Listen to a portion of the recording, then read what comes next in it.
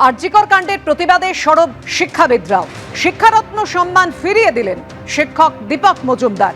मीरा सफेद तुरंत खुले, भरपूर झाग दे और इसकी स्मार्ट साइंस दे स्मार्ट केयर और फ्रेशनेस। मेरी चॉइस मेरा सफेद।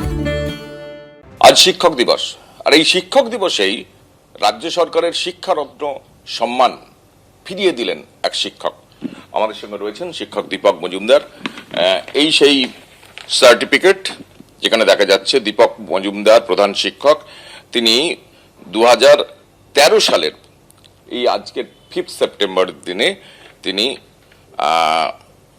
শিক্ষারত্ন সম্মাননা পেয়েছিলেন। ব্রাত্য বসুর সই আছে।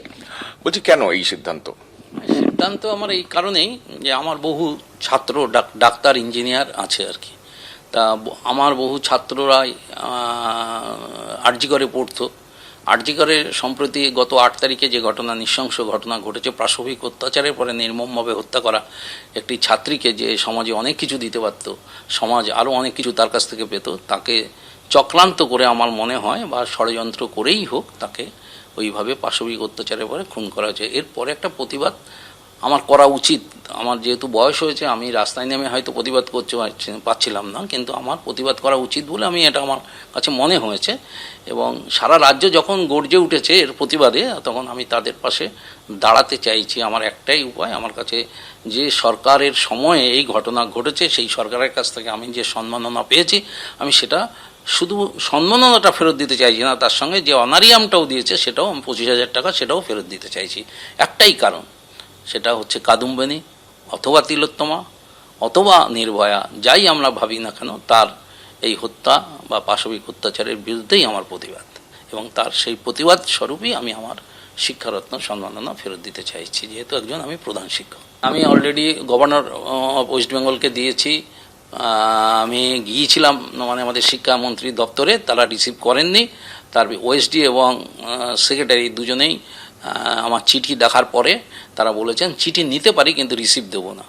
আমি জিজ্ঞাসা করেছিলাম, এটা ওয়েস্ট বেঙ্গল যে সিভিল সার্ভিসের কোডে কোথাও লেখা আছে যে আপনি আপনার অফিসে কখনো কেউ চিঠি দেবে, আপনি রিসিভ দেবেন না?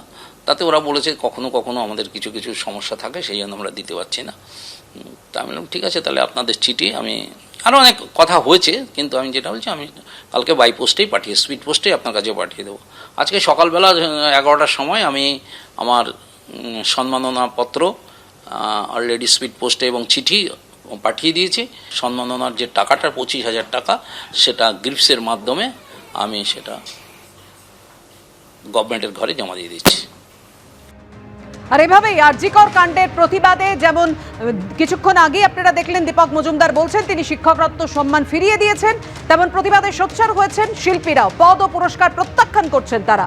আরজিকর কাণ্ডের প্রতিবাদে শিল্পী সনাতন দিন্দা এবার পদত্যাগ করলেন রাজ্য চারুকলা পর্ষদের সদস্য পদ থেকে। দীর্ঘদিন তিনি রাজ্য চারুকলা পর্ষদের কার্যকরী সদস্য ছিলেন। পশ্চিমবঙ্গ নাট্য একাডেমি পুরস্কার প্রত্যাখ্যান করেছেন অভিনেতা সুপ্রিয় দত্ত।